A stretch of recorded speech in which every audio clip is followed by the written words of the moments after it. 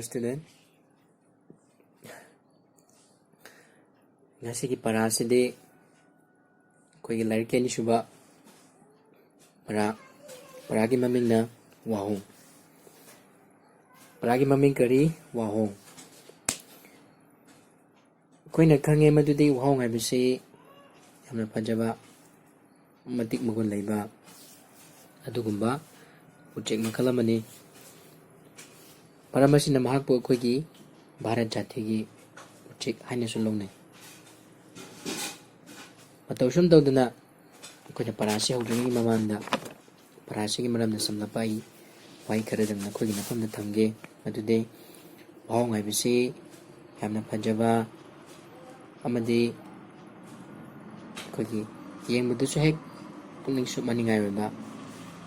ujek makhala mani mahaksi tongan ba mafung kya da fangi adubu mafung khudimukti phangba ngamde maroina Bharat si Sri Lanka khoi leibak Bharat amasung Khanongpok Asia gi mafam singda marang kaina fangi wahong gi makhal su yamna yami ko patusum tawduna parasida koina wahong gi maramda mahaki leifamna kadaida mahaki machinja nachingba kari chaduna hingi asini chingbagi maramda parasida koina nithijana yauri hariba mayam ase koi parasida mu hana paminaraga khangminasiko adadi hauji koi parasi neinarasi parasi gi hawdringi mangna mamang dusu haibagumna parasi hek koina takpa natraga koina yengba matamda video si larik si imangda phaktoklaga thamlagadi hena mukena kanaba phungani horosiko tudi para maming wahong haibasi Bharat ki janti gi uchekni aini ngasai su panbadune wahong haibasi akoigi jati gi uchekni list haragana national bird haibda wahong labana mamai gi matu phandoktuna lepadi pungning huna phajai haibadi koi wahong labaga mungga sisu khara khenai ko wahong labasina koi mahaki mamai gi matu si koi gi phandoklaga lepa matamda aduki matik pungning da yangningba amadi pungning sida karigumba nungaiba harawum phawbado adumna tawi khwaidagi henna chinglemna fajaba uchekni haiduna wahongbo jati gi uchek oina lawribani wahong gi haurakphamdi Sri Lanka Bharat amasung Khanongpok Asia ni haujikti prithivigi mafam punamakta wahong leire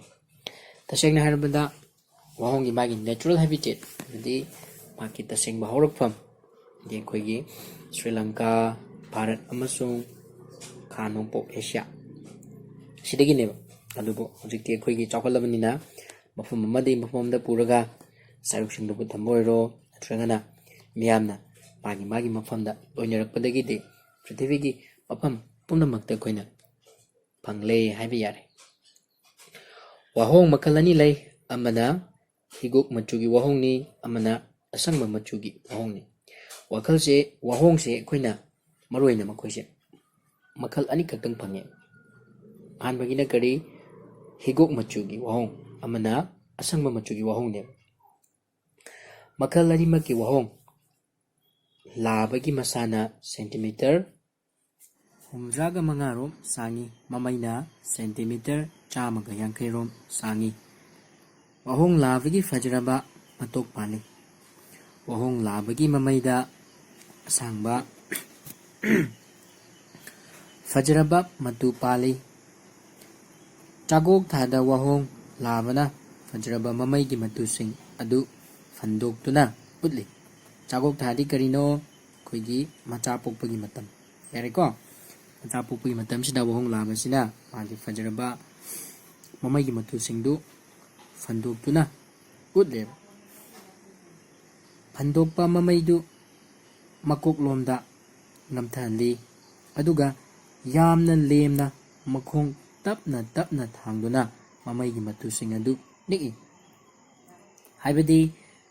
ꯃꯍꯥꯛꯅ ꯉꯁꯥꯏꯒꯤ ꯃꯇꯨꯗꯨ ꯐꯟꯗꯣꯛꯄ ꯃꯇꯝꯗ ꯃꯈꯣꯡꯁꯤꯡꯗꯨ ꯇꯞꯅ ꯇꯞꯅ ꯊꯥꯡꯂꯒ ꯑꯩꯈꯣꯏꯒꯤ ꯖꯒꯣꯏ ꯁꯥꯕꯒꯤ ꯃꯑꯣꯡꯗ ꯅꯤꯛꯑꯦ꯫ ꯃꯇꯨꯁꯤꯡ ꯑꯗꯨ ꯑꯃꯒ ꯑꯃꯒ ꯊꯦꯡꯅꯕꯒꯤ ꯃꯈꯣꯜ ꯇꯥꯕ ꯐꯪꯏ꯫ ꯑꯗꯨꯗꯒꯤ ꯋꯥꯍꯣꯡ ꯂꯥꯕꯅ ꯃꯈꯣꯜ ꯄꯤꯛꯂꯞꯅ ꯌꯥꯝꯅ ꯈꯣꯡꯏ ꯀꯣ ꯃꯥꯅ ꯃꯈꯣꯜꯗꯨ ꯄꯤꯛꯇꯛꯇꯅ ꯇꯧꯔꯒ ꯈꯣꯡꯉꯦ꯫ ꯋꯥꯍꯣꯡ ꯑꯃꯣꯝꯅ ꯂꯥꯕꯗꯒꯤ ꯈꯔ ꯄꯤꯛꯏ꯫ ꯉꯁꯥꯏꯒꯤꯁꯤꯗ ꯑꯩꯈꯣꯏꯒꯤ ꯋꯥꯍꯣꯡ ꯂꯥꯕꯒ ꯑꯃꯣꯝꯒꯒꯤ ꯈꯦꯠꯅꯕꯁꯤ ꯀꯔꯤꯅꯣ? ꯋꯥꯍꯣꯡ ꯂꯥꯕꯅ ꯑꯃꯣꯝꯗꯒꯤ ꯆꯥꯎꯕꯁꯨ ꯍꯦꯜꯂꯤ, ꯑꯗꯨꯒ ꯌꯦꯡꯕ ꯃꯇꯝꯗꯁꯨ ꯐꯖꯕꯁꯦ ꯑꯩꯈꯣꯏꯒꯤ ꯋꯥꯍꯣꯡ ꯂꯥꯕꯅ ꯑꯃꯣꯝꯗꯒꯤ ꯈꯔ ꯈꯖꯤꯛ ꯍꯦꯜꯂꯤ꯫ ꯋꯥꯍꯣꯡ ꯑꯃꯣꯝꯒꯤ ꯃꯆꯨꯗꯤ ꯑꯁꯪꯕꯒ ꯅꯣꯡꯒꯧꯕꯤ ꯃꯆꯨꯒ ꯌꯥꯅꯩ꯫ ꯋꯥꯍꯣꯡ ꯑꯃꯣꯝꯒꯤ ꯃꯇꯣꯛ ꯄꯥꯟꯗꯦ꯫ ꯃꯇꯣꯛꯇꯤ ꯉꯁꯥꯏ ꯑꯩꯅ ꯍꯥꯏꯕ ꯂꯥꯕꯗ ꯄꯥꯟꯕ ꯃꯀꯣꯛꯀꯤ ꯁꯔꯨꯛꯇ ꯄꯥꯟꯕ ꯈꯔ ꯈꯖꯤꯛ ꯍꯦꯟꯀꯠꯄ ꯑꯩꯈꯣꯏꯒꯤ ꯁꯝꯒꯤ ꯁꯔꯨꯛꯇꯨ ꯑꯩꯈꯣꯏꯅ ꯃꯇꯣꯛ ꯄꯥꯜꯂꯤ ꯀꯧꯏꯀꯣ꯫ ꯑꯗꯣ ꯍꯥꯏꯔꯤꯕꯁꯤ ꯋꯥꯍꯣꯡ ꯑꯃꯣꯝꯒꯤꯗꯤ ꯄꯥꯟꯗꯦ꯫ ꯃꯃꯩꯁꯨ ꯇꯦꯟꯇꯛ ꯇꯧꯏ, ꯑꯗꯨ ꯃꯃꯩꯁꯨ ꯃꯥꯅ ꯂꯥꯕꯒ ꯌꯦꯡꯅꯔꯨꯕ ꯃꯇꯝꯗ ꯇꯦꯜꯂꯤ꯫ ꯋꯥꯍꯣꯡ ꯑꯃꯣꯝꯅ ꯑꯃꯨꯛꯇ ꯃꯔꯨꯝ 4ꯗꯒꯤ 9 ꯐꯥꯎꯕ ꯀꯣꯛꯏ꯫ ꯍꯥꯏꯕꯗꯤ ꯑꯩꯈꯣꯏꯅ ꯑꯃꯨꯛꯇꯪ ꯃꯔꯨꯝ ꯀꯣꯛꯄꯁꯤ ꯂꯦꯞꯇꯅ ꯀꯣꯛꯄꯗ 4ꯗꯒꯤ ꯍꯧꯔꯒ ꯌꯥꯝꯂꯕꯗ 9 ꯐꯥꯎꯕꯗꯤ ꯀꯣꯛꯑꯦꯕ꯫ ꯋꯥꯍꯣꯡꯅ ꯑꯅꯦꯝꯕ ꯎꯃꯪꯗ ꯂꯩ꯫ ꯑꯃꯨꯛꯀꯁꯨ ꯍꯟꯅ ꯍꯥꯏꯒꯦ, ꯋꯥꯍꯣꯡꯅ ꯑꯅꯦꯝꯕ ꯎꯃꯪꯗ ꯂꯩ ꯍꯥꯏꯕꯒꯤ ꯑꯔꯊꯗꯤ ꯎꯃꯪꯁꯦ ꯑꯩꯈꯣꯏꯅ ꯃꯈꯜ ꯌꯥꯝꯅ ꯂꯩ꯫ ꯎꯃꯪꯁꯤ ꯌꯥꯝꯅ ꯆꯣꯡꯕ ꯀꯣ, ꯑꯗꯨ ꯃꯥꯅ ꯂꯩꯕꯁꯤꯗꯤ ꯌꯥꯝꯅꯁꯨ ꯀꯥ ꯍꯦꯟꯅ ꯆꯣꯡꯗꯕ ꯑꯗꯨꯒꯨꯝꯕ ꯎꯃꯪꯗ ꯂꯩ꯫ ꯑꯌꯨꯛ ꯅꯨꯡꯊꯤꯜ ꯃꯈꯣꯏꯅ ꯄꯨꯟꯅ ꯆꯥꯛꯇꯥꯃꯤꯟꯅꯩ, ꯑꯗꯨꯒ ꯑꯍꯤꯡꯗ ꯑꯋꯥꯡꯕ ꯎꯗ ꯇꯣꯡꯗꯨꯅ ꯂꯩ꯫ ꯑꯗꯨꯒ ꯑꯍꯤꯡ ꯅꯨꯡꯊꯤꯜꯁꯤ ꯃꯈꯣꯏꯅ ꯄꯨꯟꯅ ꯆꯥꯛꯇꯥꯃꯤꯟꯅꯩ꯫ ꯍꯥꯏꯕꯗꯤ ꯆꯥꯛꯇꯥꯃꯤꯟꯅꯕꯗꯤ ꯀꯔꯤꯅꯣ? ꯄꯨꯟꯅ ꯃꯆꯤꯟꯖꯥꯛ ꯊꯤꯃꯤꯟꯅꯕ꯫ ꯑꯗꯨꯒ ꯑꯍꯤꯡꯗ ꯑꯋꯥꯡꯕ ꯎꯗ ꯇꯣꯡꯗꯨꯅ ꯂꯩ꯫ ꯑꯗꯨ ꯃꯈꯣꯏꯅ ꯀꯗꯥꯏꯗ ꯂꯩ? ꯑꯍꯤꯡꯗꯅ ꯎꯁꯤꯡꯒꯤ ꯃꯁꯥ ꯃꯔꯤꯡ ꯂꯩꯗꯅꯀꯣ, ꯑꯗꯨꯒꯨꯝꯕꯗ ꯇꯣꯡꯗꯨꯅ ꯂꯩ꯫ ꯋꯥꯍꯣꯡꯅ ꯄꯥꯝꯕꯤ ꯃꯆꯥ ꯑꯃꯁꯨꯡ ꯖꯤꯕ ꯃꯆꯥ ꯆꯥꯗꯨꯅ ꯍꯤꯡꯏ꯫ ꯍꯥꯏꯕꯒꯤ ꯑꯔꯊꯗꯤ ꯋꯥꯍꯣꯡꯒꯤ ꯃꯆꯤꯟꯖꯥꯛꯇꯤ ꯑꯩꯈꯣꯏꯒꯤ ꯖꯤꯕ ꯃꯆꯥ ꯑꯃꯗꯤ ꯄꯥꯝꯕꯤ ꯃꯆꯥꯁꯤꯡꯅꯦꯕ꯫ ꯈꯥꯔꯧꯅꯆꯤꯡꯕ ꯂꯤꯟꯁꯤꯡ ꯌꯥꯝꯅ ꯄꯥꯝꯅ ꯆꯥꯏ꯫ ꯍꯥꯏꯕꯒꯤ ꯑꯔꯊꯗꯤ ꯑꯩꯈꯣꯏ ꯄꯨꯝꯅꯃꯛ ꯂꯤꯟ ꯈꯥꯔꯧꯁꯤ ꯈꯪꯅꯕꯁꯨ ꯌꯥꯎꯔꯝꯒꯅꯤ, ꯈꯪꯅꯗꯕꯁꯨ ꯌꯥꯎꯔꯝꯒꯅꯤ꯫ ꯏꯪꯂꯤꯁꯇ ꯍꯥꯏꯔꯒꯅ ꯀꯣꯕ꯭ꯔꯥꯒ ꯍꯥꯏꯕꯗꯨꯀꯣ꯫ ꯂꯤꯟ ꯈꯥꯔꯧꯁꯤ ꯋꯥꯍꯣꯡꯁꯤꯡꯒꯤꯗꯤ ꯌꯥꯝꯅ ꯄꯥꯝꯕ ꯃꯆꯤꯟꯖꯥꯛ ꯃꯈꯜ ꯑꯃꯅꯦꯕ꯫ ꯃꯇꯧ ꯁꯨꯝ ꯇꯧꯗꯅ ꯑꯁꯤꯒꯤꯗꯤ ꯄꯔꯥꯁꯤ ꯁ꯭ꯋꯥꯏꯗ ꯂꯣꯏꯔꯦ꯫ ꯑꯗꯨ ꯄꯔꯥꯁꯤ ꯂꯣꯏꯁꯤꯜꯂꯛꯄꯒ ꯂꯣꯏꯅꯅ ꯑꯩꯅ ꯑꯔꯣꯏꯕꯗ ꯄꯔꯥꯁꯤꯗ ꯌꯥꯎꯕ ꯋꯥꯍꯩ ꯈꯔ, ꯑꯩꯈꯣꯏꯒꯤ ꯑꯔꯨꯕ ꯋꯥꯍꯩ ꯈꯔꯒꯤ ꯋꯥꯍꯟꯊꯣꯛꯁꯤ ꯇꯥꯛꯂꯝꯒꯦ, ꯃꯨꯟꯅ ꯇꯥꯁꯤꯀꯣ꯫ ꯖꯥꯇꯤ ꯍꯥꯏꯕꯗꯤ ꯀꯔꯤꯅꯣ? ꯖꯥꯠ, ꯀꯥꯡꯂꯨꯞ ꯀꯣ, ꯀꯥꯡꯂꯨꯞ ꯑꯩꯈꯣꯏ ꯂꯩꯗꯅꯀꯣ, ꯁꯤꯅ ꯑꯩꯈꯣꯏꯒꯤ ꯃꯤꯑꯣꯏꯗ ꯍꯥꯏꯔꯒꯅ ꯁꯤꯅ ꯃꯤꯇꯩꯒꯤ ꯀꯥꯡꯂꯨꯞꯅꯤ, ꯁꯤꯅ ꯑꯩꯈꯣꯏꯒꯤ ꯃꯨꯁꯂꯤꯝꯒꯤ ꯀꯥꯡꯂꯨꯞꯅꯤ, ꯁꯨꯃꯥꯏꯅ ꯇꯧꯗꯅ ꯖꯥꯇꯤ ꯍꯥꯏꯕꯗꯤ ꯃꯥꯒꯤ ꯇꯣꯉꯥꯟ ꯇꯣꯉꯥꯟꯕ ꯐꯨꯔꯨꯞ ꯍꯥꯏꯇꯥꯔꯦ ꯀꯣ꯫ ꯄꯨꯛꯅꯤꯡ ꯍꯨꯅ ꯍꯥꯏꯕꯗꯤ ꯍꯦꯛ ꯌꯦꯡꯕꯗ ꯄꯨꯛꯅꯤꯡ ꯆꯤꯡꯁꯤꯟꯕ, ꯍꯥꯏꯕꯗꯤ ꯑꯩꯈꯣꯏ ꯍꯦꯛ ꯌꯦꯡꯕꯗ ꯌꯥꯝꯅ ꯑꯦꯇ꯭ꯔꯦꯛꯇꯤꯞ ꯑꯣꯏꯕ, ꯑꯩꯈꯣꯏ ꯄꯨꯛꯅꯤꯡꯁꯤ ꯌꯥꯝꯅ ꯁꯨꯝꯍꯠꯄ, ꯌꯦꯡꯅꯤꯡꯕ ꯐꯥꯎꯕꯗꯣ, ꯑꯗꯨꯕꯨ ꯑꯩꯈꯣꯏꯅ ꯀꯩ ꯀꯧꯏ? ꯄꯨꯛꯅꯤꯡ ꯍꯨꯕ ꯀꯧꯏ꯫ ꯃꯊꯪꯗ ꯁꯦꯟꯇꯤꯃꯤꯇꯔ, ꯑꯁꯥꯡꯕ ꯑꯣꯟꯅꯕ ꯈꯨꯖꯤꯡ ꯑꯃ꯫ ꯍꯥꯏꯕꯗꯤ ꯑꯩꯈꯣꯏꯅ ꯑꯁꯥꯡꯕ ꯑꯣꯟꯕ ꯃꯇꯝꯗ ꯁꯦꯟꯇꯤꯃꯤꯇꯔ, ꯏꯟꯆ, ꯀꯤꯂꯣꯃꯤꯇꯔ ꯁꯨꯃꯥꯏꯅ ꯁꯤꯖꯤꯟꯅꯩꯀꯣ꯫ ꯑꯗꯨꯒꯨꯝꯕ ꯃꯍꯥꯛꯁꯨ ꯃꯦꯖꯔꯃꯦꯟꯒꯤ ꯑꯣꯟꯅꯕꯒꯤ ꯌꯨꯅꯤꯠ ꯍꯥꯏꯕꯗꯤ ꯈꯨꯖꯤꯡ ꯑꯃꯅꯦꯕ꯫ ꯅꯣꯡꯒꯧꯕꯤ ꯍꯥꯏꯕꯁꯤ ꯑꯩꯈꯣꯏ ꯎꯆꯦꯛ ꯃꯈꯜ ꯑꯃꯅꯤ ꯀꯣ꯫ ꯃꯍꯥꯛꯁꯤ ꯀꯩꯗꯧꯕ? ꯊꯥꯖꯅꯕꯒꯤ ꯋꯥꯔꯤꯗ ꯑꯩꯈꯣꯏꯒꯤ ꯊꯥꯏꯅꯉꯩꯒꯤ ꯃꯤꯌꯥꯝꯅ ꯊꯥꯖꯕꯒꯤ ꯃꯇꯨꯡ ꯏꯟꯅ ꯇꯨꯔꯦꯜ ꯇꯧꯕꯗ ꯁꯥ ꯎꯆꯦꯛ ꯃꯌꯥꯝꯅ ꯌꯥꯎꯔꯒ ꯃꯍꯥꯛꯇꯤ ꯌꯥꯎꯈꯤꯗꯦ꯫ ꯂꯥꯏꯅ ꯁꯥꯎꯗꯨꯅ ꯇꯨꯔꯦꯜꯒꯤ ꯏꯁꯤꯡ ꯊꯛꯄ ꯐꯪꯍꯟꯈꯤꯗꯦ꯫ ꯀꯨꯝꯒꯤ ꯅꯣꯡ ꯂꯥꯛꯂꯒ ꯃꯌꯥꯅ ꯌꯥꯔꯒ ꯊꯛꯏ ꯍꯥꯏꯅ ꯊꯥꯖꯅꯩ ꯀꯣ꯫ ꯏꯁꯝ ꯁꯝꯅ ꯍꯥꯏꯕꯗ ꯅꯣꯡꯒꯧ ꯍꯥꯏꯕꯗꯤ ꯀꯔꯤꯅꯣ? ꯎꯆꯦꯛ ꯃꯈꯜ ꯑꯃꯅꯤ ꯀꯣ꯫ Matuk haibadi ngasai su ina pankibaduni wahong natraga yena chingbagi makokta panba tongkhatpa ngangleineba unsagi saruk ko sagi haibadi unsagi saruk ni aduda khogi samgi saruk su adumak pale phandokpa haibi arthadi karino pakthok hanba haibadi chokthok hanba haibini ko matusing lanna sandoktuna pakna uhanba sibu khone kai koiba phandokpa khawau si maki mamai si